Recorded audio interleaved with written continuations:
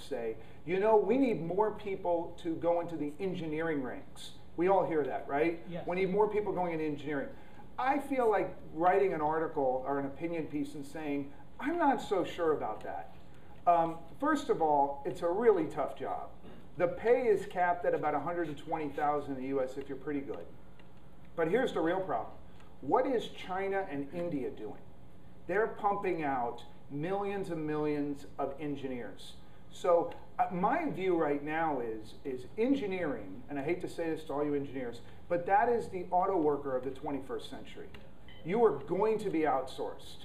And every country, the first thing they do in their economic plan is, we need to produce engineers. So, and then you look at the half-life of these engineers, even in Silicon Valley.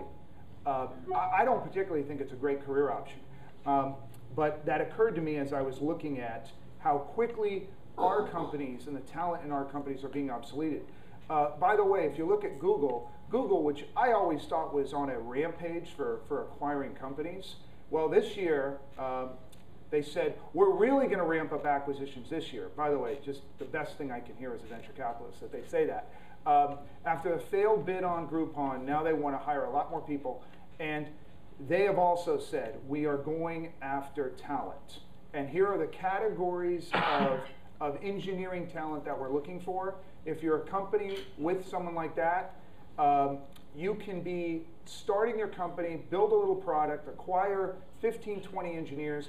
And right now it's about $1 million an engineer that Google is paying. So don't take much venture capital if you're going to go that route, but do acquire some great folks. So quickly, they're pumping out engineers. They're also pumping out game designers through the government. Because even when I was just in South Korea a month ago, KDB, $70 billion fund, funded by the Korean government, was loaning, had incubators that I went into all throughout Korea with all game design companies funded by KDB, which is all funded by the Korean government. And there are thousands and thousands of these. Yeah. As some of you know, I've talked a lot about this, but the whole gaming space it's as vibrant now as I feel like the consumer internet space was, let's say, in the late 90s. It's got that kind of energy to it. When you look, I've talked about this somewhat, but mobile applications are 7 out of 10 worldwide. 7 out of 10 most popular applications on a phone are games. That's, by the way, about the same for Facebook. About 7 out of the 10 top applications on Facebook are games. 25% of all the data traffic now on mobile phones are games. And I just noticed wherever James is, Glasscock, there you are. I don't know if you saw, but Playboy is now ramping up a gaming division once again. They had tried once before, and they're going back into it. I believe, by the way, that's one incredibly valuable part of LA right now. There's a lot of great gaming talent, both here in Orange County and in LA. #1 application on Facebook is Texas Hold'em.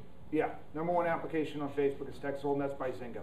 And you don't have to compete. You can work with them. I help a number of companies, game developing studios, soft land in Asia.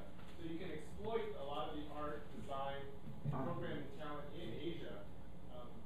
Yeah. In production, a lot of that. And of course, the biggest company come out of Asia in the last 10 years, market cap wise, is a gaming company, is Tencent, right? By the way, look at Tencent if you want to see why this sector is so interesting. Their financial model is more impressive than Microsoft in its heyday. 51% operating margins. For every dollar they make, 50 cents goes into their pockets. I mean, in its best days, Microsoft was doing 45%, and they had a worldwide monopoly. So this, now a large part of that is because of user-generated content, of course. You know, they're allowing other people to produce a lot of interesting stuff that allows people to go to them. By the way, they're bigger than Facebook, 600 million users in Tencent. Let me jump to a couple of other things here. The iPad, I'm holding one right now. I don't know about you guys, but my bill for mobile is getting bigger and bigger and bigger. I was just looking, new pricing plans announced for AT&T and Verizon. I think in 10 years' time, we're going to laugh at, wow, you can get a gigabit for $25. But that's what the AT&T pricing plan is right now, gigabit of monthly data. As you all know, they've eliminated the all-you-can-eat approach, which I think people are really going to start feeling the pain of. But the best they got right now is $50 for 5 gigs. But if you're downloading a lot of video, if you're using this as a television, I mean, you're done. And after that, $10 to $15 per extra gig. I think there's going to be a lot of sticker shock. Couple of other things here. Facebook, another investor coming into Facebook, $50 billion valuation a few months ago. Goldman Sachs went and invested and sold those shares to others at a $50 million valuation. I'd mentioned that there's a group of private exchanges that actually produced a real value every day of Facebook, and that's today about $76 billion.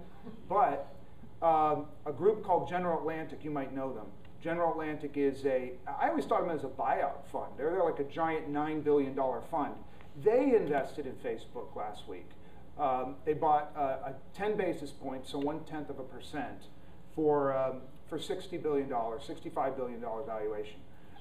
What I can't figure out is why the limited partners of a fund that's done a lot of traditional investing would want them to be investing in Facebook for. You know, maybe it goes to a 2Xer, but I don't understand why, other than we want to say we're in Facebook. Last thing here, Best Buy. I've been wondering what's been going on at Best Buy. Stock's been going down. Obviously, since Circuit City, a lot of people thought, hey, consumer electronics, they're the only guy in town now, pure play. But it's interesting, they said they're getting a lot of competition from Amazon. And when we think about electronics, I guess, yeah, you got to go, Amazon no longer books electronics.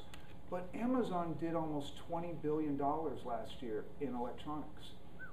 And what's really interesting, they now have a 4% market share in LCD TVs.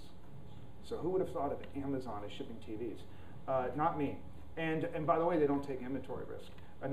I think we'll talk a lot about this in the future, but I think the great business models of the next 10 years are going to be all about distribution. You don't own the inventory, you just own the customers, and you feed them whatever you want with really good internet marketing. And lastly, somewhere I came across this, and I had to chuckle a bit. So does everybody remember when Blockbuster was bought by Viacom for $8 billion? I was reading an old press release, and Wayne Huizinga, who was the owner of Blockbuster at the time, was trying to pump up the price. And you read this, and you go, oh my God, knowing the future now. But this is going to be around for 50 years. We'll be selling everything from electronics to beds. What did it sell for after bankruptcy? $5 million? Something like that. They get rid of it. Yeah, they dumped it. And okay, that's it. So next up.